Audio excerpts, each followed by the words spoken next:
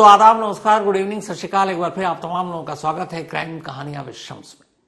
एक serial killer जो जब भी कत्ल करता तो लाश की पीठ पर एक लाइन लिखता, और वो लाइन पंजाबी में लिखता, और वो लाइन थी धोखेबाज।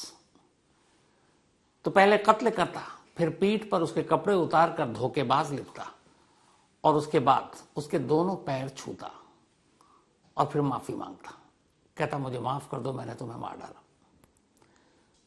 अब ऐसा कौन सा सीरियल किलर हो सकता है जो ऐसी हरकत करे?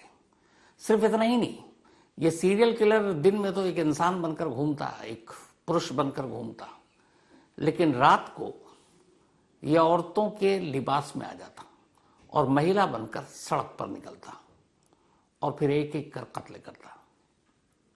इतना ही नहीं, 11 कत्ल की बात उसने पुलिस के सामने कबूल की, लेकिन साथ में यह भी कह रहा कि इनमें से किन किन को कहां कहां पर मारा मुझे याद नहीं, मैं हमेशा नशे में रहता हूं, इसलिए मुझे ये पता ही नहीं मैंने कब क्या किया। और साथ ही उसे यह भी याद नहीं कि ये गिनती कत्ल की 11 है या उससे ज्यादा है। यानी बहुत मुमकिन है कि कत्ल की गिनती बहुत आगे तक भी जा सकती है। ये कहानी एक पंजाब के सीरियल किलर की है, हाल के वक्त में शायद पंजाब के सबसे बड़े सीरियल किलर की। और इत्तेफाक देखिए कि अभी पिछले 1 महीने के अंदर मैं बात करूं तो गुजरात से 2 सीरियल किलर पकड़े गए, एक जिसने 12 कत्ले किए, एक जिसने 5 कत्ले किया, और अब ये पंजाब का सीरियल किलर। गुजरात का एक तांत्रिक सीरियल किलर था, एक जो सीरियल किलर था वो सिर्फ भारतीय रेल के रिजर्व्ड बोगी में जो हैंडीकैप्ड होते उनका रेप और मर्डर करता था। लेकिन पंजाब के इस नए सीरियल किलर की कहानी और उसके पकड़े जाने की कहानी दोनों ही बड़ी अजीब है। हुआ ये कि 18 अगस्त इसी साल, यानी कि 4 महीने पहले, पंजाब के रोपड़ के कीरतपुर साहिब में एक टोल प्लाजा है हाईवे पे। उस टोल प्लाजा के बराबर में एक चाय पानी की दुकान है, और उसी दुकान के मालिक की लाश उसके दुकान के करीब में पड़ी मिलती है। सुबह लाश होने की खबर मिलती है, पुलिस मौके पर पहुंचती है, छानबीन करती है, लेकिन कातिल का कोई सुराग नहीं मिलता, कोई सीसीटीवी कैमरा बाकी चीजें थी नहीं, वहां पर अंधेरा था। अब कीरतपुर साहब के टोल प्लाजा के करीब इस दुकान में हुए ये कत्ल की तफ्तीश शुरू होती है। तफ्तीश करते करते अचानक पुलिस को पता चलता है कि उस शख्स का मोबाइल गायब है जिसका कत्ल हुआ है। नंबर मिलता है परिवार वालों की तरफ से। अब पुलिस उस नंबर को सर्विलांस पे लगाती है तो पता चलता है कि नंबर एक्टिव है और इस फोन का बाकायदा इस्तेमाल हो रहा है। अब पुलिस जो शख्स इस फोन को इस्तेमाल कर रहा था उस तक पहुंच जाती है सर्विलांस के जरिए और उसे दबोच लेती है। पुलिस को लगा केस सुलझ गया, कातिल हाथ में है। लेकिन जिसके पास ये फोन था मकतूल का, जब उससे पुलिस पूछताछ करती है तो कहता है साहब ये फोन तो मैंने अभी खरीदा है और किसी ने कहा कि ये कहीं पड़ा हुआ था, सस्ता है, ले लो, तो मैंने ले लिया इस सेकंड हैंड फोन और मैंने इसमें अपना सिम डाला है। अब सिम डालने के बावजूद अगर फोन वही है तो अब फिर पकड़ में आ सकते हैं। तो अब उस शख्स ने बताया कि हमने ये फोन खरीदा था किसी से। अब पुलिस के हाथ खाली। उन्होंने कहा था किससे खरीदा? तब उसने कहा कि एक शख्स से खरीदा था। पुलिस ने कहा उसको हुलिया बताओ, कुछ याद है? ये कहता याद तो नहीं है। फिर अचानक याद आता है, कहता सर एक अजीब चीज थी उसके अंदर। उसने बोला क्या? बोला था तो मेल, पुरुष, लेकिन उसने मतलब अपने आप को का श्रृंगार कर रखा था, सज धज कर एक तरह से। उसके चेहरे पे एक पल्लू जैसा भी कुछ था, तो ऐसा लग रहा था कि जैसे वो कोई औरत है जबकि था मर्द। अब ये पुलिस को बड़ी अजीब बात लगी। पुलिस ने फिर उसी चश्मदीद जिसको फोन बेचा था उससे कहा कि चलो उसका चेहरा जो याद है बताओ। अब उसने एक चेहरा बताना शुरू किया और जो हुलिया बताया उसका लुक कैसा था क्या,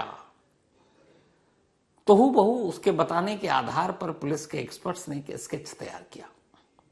ये जो स्केच आप देख रहे हैं ये पुलिस का बनाया हुआ वही स्केच। अब स्केच बनने के बाद पुलिस ने आसपास के तमाम डिस्ट्रिक्ट में, अलग अलग जिलों में इस स्केच को तमाम पुलिस स्टेशन में भेज दिया और दीवारों पर भी चिपकवा दिया कि इस शख्स को अगर कोई देखता है या देख चुका है तो बताए। इत्तेफाक से रोपड़ डिस्ट्रिक्ट में ही एक रोज पता चला एक मुखबिर से कि इस शक्ल का हूबहू एक शख्स यहां घूम रहा है। तो एक स्केच की मदद से आखिरकार अब वो कातिल पुलिस की गिरफ्त में था। पुलिस उसे लेकर थाने पहुंचती है, पूछताछ शुरू होती है। और पंजाब पुलिस को अब तक यही लग रहा था कि चलो एक कीरतपुर साहिब में टोल प्लाजा के बाहर जो एक कत्ल हुआ वो केस सुलझ गया, यही अब तक उनको समझ आ रहा था। लेकिन थाने ले जाकर जब उस शख्स से पूछताछ शुरू हुई और धीरे धीरे उसने अपना मुंह खोलना शुरू किया तो खुद पंजाब पुलिस हैरान थी, क्योंकि जिसे वो कातिल समझ रहे थे उसके मुंह खोलते ही थोड़ी ही देर में एक कातिल नहीं बल्कि पंजाब पुलिस के सामने एक सीरियल किलर खड़ा था। एक ऐसा सीरियल किलर जो पिछले 1.5 साल में 11 कत्ल कर चुका था और कभी पुलिस के रडार पर नहीं आया। पुलिस उसकी कहानी सुनकर हैरान थी, उसके कत्ल के तरीके को सुनकर हैरान थी, कत्ल की वजह को सुनकर हैरान थी, और कत्ल करने के बाद जो वो करता था वो जानने के बाद भी हैरान थी। जिस सीरियल किलर को पुलिस ने पकड़ा था एक कातिल समझकर, एक मामूली किलर समझकर, उसका नाम राम स्वरूप है। राम स्वरूप उम्र 33 साल, पंजाब के रोपड़ डिस्ट्रिक्ट का ही रहने वाला, 10वीं पास। राम स्वरूप बचपन में बिल्कुल ठीक ठाक था, 10वीं तक की पढ़ाई की, एक बार फेल किया, घर वालों ने पीटा, फिर एग्जाम दिया, दोबारा पास कर गया, लेकिन एक नॉर्मल लड़का था। इसके बाद थोड़ा वक्त बीता तो उसने कहा कि पंजाब के बाकी लड़कों की तरह कहीं बाहर जाते हैं, नौकरी करते हैं। ऊपर उसने पासपोर्ट बनाया और पहुंच गया दुबई में जाकर कुछ वक्त तक नौकरी की, और यहीं दुबई में ही उसकी जिंदगी बदल गई। जब वो दुबई गया तो दुबई में कुछ ऐसे लोगों के संपर्क में आया जो समलैंगिक थे, जो गे थे, और वहां वो उनके क्लब में शामिल हो गया एक तरह से। अब वापस कुछ वक्त के बाद पंजाब आता है। पंजाब आने के बाद फिर उसका मन नहीं लगता, वो इस बार फिर कतर चला जाता है। अब वो कतर में है, कई साल तक कतर में नौकरी करता है और ठीक ठाक अब भी कतर में जो पैसे कमाता वो घर भेजता। घर में गांव में उसने अपना मकान बनाया। माँ बाप ने बताया था कुछ रिश्तेदारों के, पड़ोसियों के कर्ज हैं, वो सारे कर्ज चुका दिए उसने। फिर कतर में नौकरी करने के बाद वो वापस आता है पंजाब। माँ बाप उसकी शादी कर देते हैं। धीरे धीरे उसके 3 बच्चे होते हैं, 2 बेटी 1 बेटा। इस वक्त बेटी की उम्र करीब 12-13 साल है। आकर छोटे मोटे काम करता है और अब बाहर जाने की सोचता नहीं है। लेकिन आने के बाद माँ बाप ने नोटिस किया कि उसके अंदर थोड़ा सा बदलाव है। वो एक समलैंगिक और एक गे वाली जो चीजें थी वो कहीं ना कहीं झलक रही थी, लेकिन फिर भी वो ठीक ठाक था, नॉर्मल, किसी से लड़ाई झगड़ा कुछ नहीं, तब तक सब कुछ ठीक था। फिर अचानक हुआ यूं कि उसे शराब की लत लग गई। अब वो नशा शराब का ही नशा करता, दिन दिन भर शराब पीता, माँ बाप मारते पीटते, लेकिन वो सुधरता नहीं। पत्नी से भी लड़ाई हो गई। फिर इस कदर शराब पीने लगा कि पिता ने एक बार सोचा कि इसको बेदखल कर देते हैं। वो बाकायदा गए बेदखल करने के लिए जो कानूनी तरीके होते हैं, लेकिन फिर लगा कि एक ही बेटा है, कल को फिर ये माफी मांगे लौट आए तो क्या फायदा। तो उन्होंने कहा उसको एक और मौका सुधरने का देते हैं। फिर मौका दिया, लेकिन वो सुधरा नहीं। अब वो नशे में कई लोगों से लड़ता झगड़ता, बार बार घर शिकायत आती। माँ बाप और पत्नी और बच्चे थक गए। एक रोज उन्होंने कहा कि तुम इस घर को छोड़ दो, और उसे घर से निकाल दिया।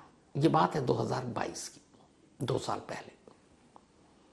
जब घर से निकाला तो अब वो गांव से निकलकर इधर उधर भटकता रहा। कुछ दिन तो उसने जिंदगी काट ली, लेकिन अब उसे लगा जिंदा रहने के लिए पैसे की भी जरूरत होती है। क्या करे, शराब की उधर लत थी। और यहीं से एक आम इंसान एक सीरियल किलर बनने की कहानी शुरू हो जाती है। चूंकि दुबई से आया था वो, एक वहां जाकर वो एक गे बन चुका था। यहां आया तो उसने बहुत सारी चीजें देखी, बहुत भटका, हाईवे पर घूमा, ट्रकों में घूमा, तो उसने देखा कि बहुत सारे जो इस तरह के गे हैं या फिर समलैंगिक हैं, सड़क किनारे लंबी दूरी की गाड़ियों में एक सेक्स वर्कर के तौर पर काम करते हैं। अब उसे जिंदा रहने के लिए पैसों की जरूरत थी। उसने यही काम करना का फैसला किया। अब यहां एक चीज उसके काम आई, वो ये कि जब ये छोटा था तब घर में अक्सर माँ बाप से छुपकर ये मेकअप किया करता लड़कियों की तरह। लड़कियों के कपड़े पहनने के शौक थे। 1-2 बार पकड़ा गया, घर में पिटाई भी हुई, लेकिन बहुत छोटा था तो कई लोगों ने हंस के टाल भी दिया। लेकिन वो उसके था अंदर की लड़कियों की तरह कपड़े पहनने, मेकअप करना, और फिर शायद वही चीजें उसको समलैंगिक बनाने की तरफ भी ले गई। तो अब अचानक जब घर से निकाला हो गया, पैसों की कमी, कोई रोजगार नहीं, काम करना नहीं चाहता, दिन भर शराब के नशे में, तो पैसे कमाने के लिए उसने फिर एक सेक्स वर्कर का एक तरह से काम करना शुरू कर दिया। अब वो रोपड़ डिस्ट्रिक्ट, इसके अलावा रूपनगर, फतेहगढ़ साहिब, होशियारपुर, इन जगहों पर वो घूमता और फिर रात होती तो रात को ये औरतों के भेष में आ जाता, सर पर पल्लू डाल लेता, मेकअप करता महिलाओं की तरह और उसके बाद निकल पड़ता। कहीं सड़क पर खड़े होकर लिफ्ट मांगता, कोई गाड़ी में अकेला है देखता, लिफ्ट दे देता, फिर उससे ये बात करता, उसके बाद कुछ पैसों के अंदर समझौता होता। तो एक तरह से ये जिसमें फरोशी का धंधा करने लगा और धीरे धीरे ये सिलसिला चलने लगा। बहुत ज्यादा पैसे नहीं मिलते, लेकिन इतना था कि ये इसकी अपनी जिंदगी कट रही थी। 6 महीने उसने इस काम में लगाकर निकाल दिए। 1.5 साल पहले की बात है, 2023 जून का महीना। पहली बार ये ऐसी ही रात को निकला भेष बदल कर महिलाओं का और इंतजार कर रहा था लिफ्ट। एक किसी ने लिफ्ट दी, उसके बाद कुछ पैसों की बातचीत हुई, गाड़ी कहीं रुकी साइड में, लेकिन बाद में पैसों को लेकर दोनों में झगड़ा हो गया। जितने पैसे की बात है उसने कम दिया, इसे गुस्सा आया। ये अपने हमेशा गले में एक स्कार्फ या मफलर टाइप का कपड़ा डाले रहता था। गुस्से में उसने उसी मफलर से उसके गले को घोंट दिया।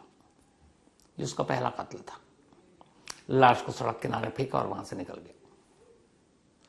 पुलिस ने लाश देखा, आज तक कातिल का पता नहीं। तफ्तीश 1.5 महीने, 1.5 साल हो गया, कुछ पता नहीं। अब इसके बाद यहीं से ये सिलसिला शुरू हुआ।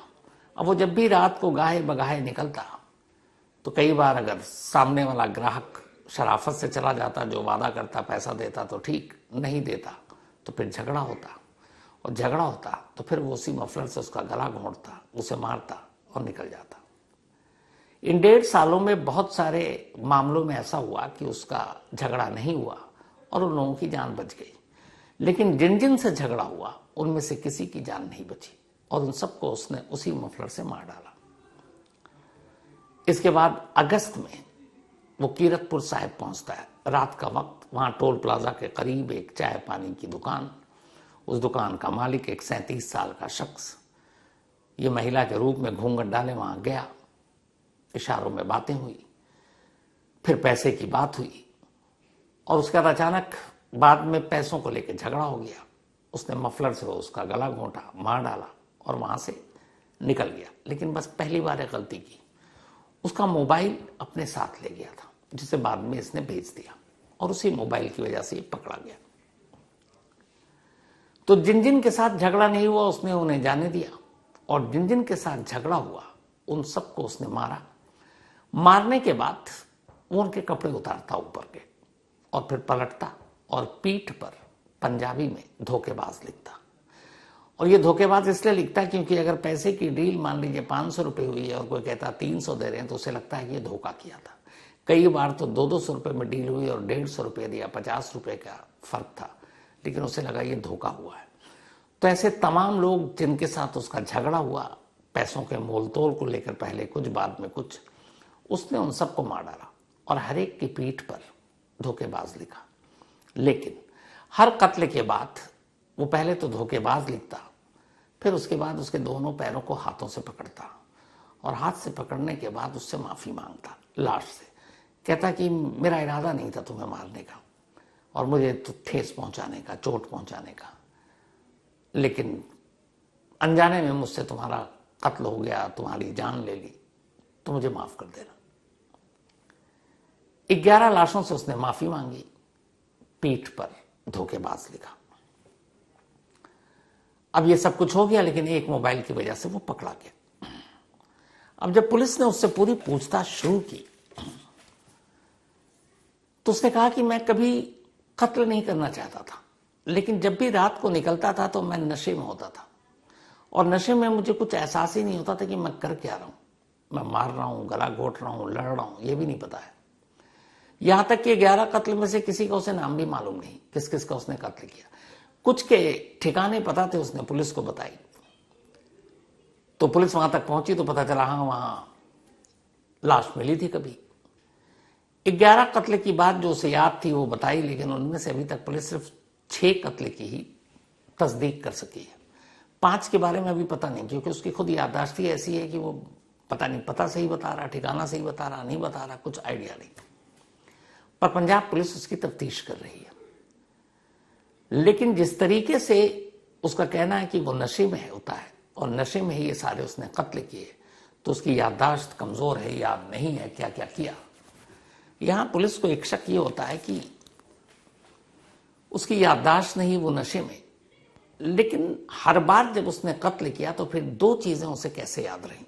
एक, हर कत्ल के बाद पीठ पर धोखेबाज लिखना, और 2, हर कत्ल के बाद लाश के पैर पकड़कर माफी मांगना।